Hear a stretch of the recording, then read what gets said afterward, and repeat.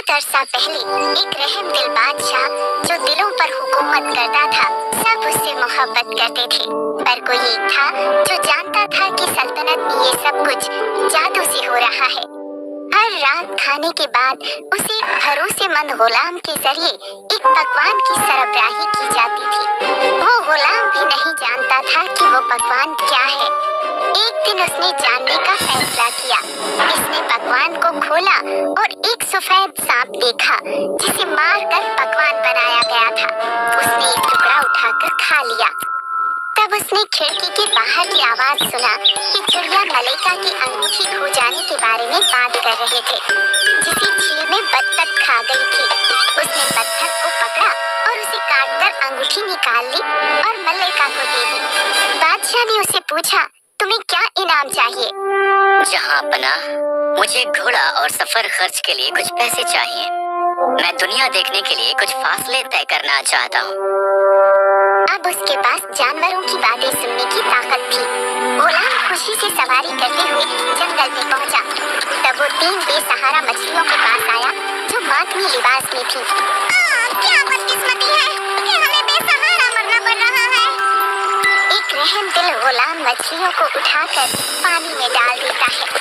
हम तुम्हें याद रखेंगे और तुम्हारी बदकिस्मती का बदला लेंगे। गुलाम अपना सफर रास्ते पर जारी रखता है जब वो एक आदमी के चिल्लाने की आवाज सुनता है और रास्ते पर चींटियों के पहाड़ के बाहर वो चींटियों के बादशाह को देखता है।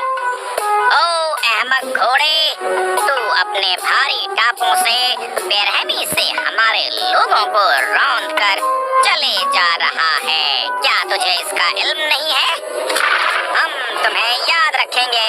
एक अच्छा मोड़ दूसरे का मुस्ताहिक होता है।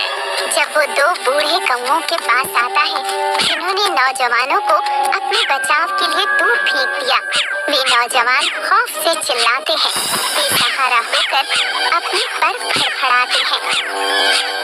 हम कितने मजबूर चूहे हैं। हमें खुद से मुंतकिल होना चाहिए और अभी हम उड़ नहीं सकते। यहाँ भूखे पड़े रहने के अलावा कर भी क्या सकते हैं। गुलाम घोड़े से उतरकर तलवार के जरिए उनकी मदद करता है। वो तीनों कौवे सरगर्म और मुतमईन हो जाते हैं। वो भूखे थे और गुलाम की तरफ देखते हैं। हम तुम्हें याद रखेंगे। एक अच्छा मोड़ दूसरे का मुस्तहिक होता है। वो एक बड़े शहर में पहुंचता है जहां बादशाह का सवार भीड़ के आगे ऐलान कर रहा होता है। बादशाह की बेटी को शौहर चाहिए।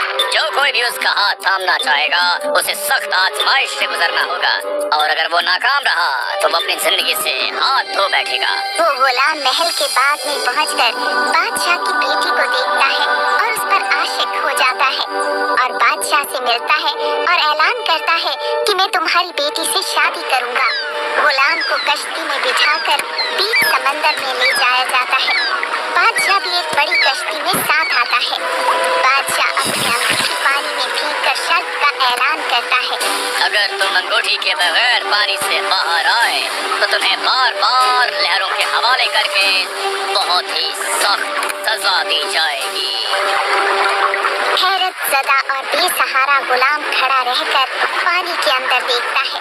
तभी 3 मछलियां सतह पर आकर उसके हाथों में मिशल बांधकर मुस्कुरा कर चली जाती हैं। गुलाम उस मिशल की रोशनी में अंगूठी तलाश करता है और खुश होकर बादशाह को पेश करता है, मगर शहजादी गुस्से में होती है और दूसरी शर्त उसे शादी के लिए रखती है। गुस्सावर शहजादी गुलाम को बाग में ले जाती है जहां उसने 10 बोरी बाजरे के दाने शबनम की तरह हर तरफ बिखेरे होते हैं। कल सुबह सूरज निकलने से पहले ये तुम्हें चुनकर इकट्ठा करने होंगे। इसमें से एक दाना भी नहीं छूटना चाहिए। दानों को देखकर गुलाम नाउम्मीद और शिकस्ता होकर बैठ जाता है और अपनी आंखें बंद कर लेता है। इसी तरह रात गुजरती है और सुबह हो जाती है। वो आंखें खोलता है तो उसकी नजर 10 बाजरे से भरी बोरियों पर पड़ती है और चींटियों के बादशाह की क़यादत में हजारों चींटियों को देखता है। खुशी से वो शहजादी की तरफ देखता है जो ये देखकर हैरत ज़दा है मगर मुतमईन नहीं है। इस पर भी किसी तरह शहजादी का दिल नर्म नहीं होता। एक शर्त और तुम्हें पूरी करनी होगी, तभी मैं तुमसे शादी करूंगी। हाँ मोहतरमा, आपकी ख्वाहिश मेरे लिए हुक्म है। तुम्हें मेरे लिए जिंदगी के पेड़ से सुनहरा सेब लेकर आना होगा। गुलाम हक्का बक्का होकर सुनहरे सेब की तलाश में सल्तनत से निकल पड़ता है। वो कई दिनों तक बेमकसद सफर करता है। वो जानता ही नहीं कि जिंदगी का पेड़ कहाँ है। वो थक जाता है, उसके जूते फट जाते हैं। वो एक पेड़ के नीचे आराम करने का फैसला करता है और आंखें बंद कर लेता है।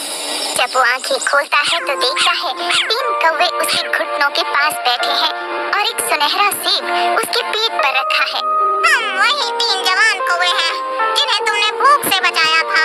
अब हम बड़े हो गए हैं और हमने सुना है कि तुम्हें सुनहरे सेब की तलाश है। हम उड़कर समंदर के पार दुनिया के आखिर में पहुंचे, जहां जिंदगी का पेड़ खड़ा था, और तुम्हारे लिए सुनहरा सेब ले आए। वो खुशी से सेब लेकर शहजादी के पास आता है। सेब देखकर शहजादी का दिल पिघल जाता है। वो सेब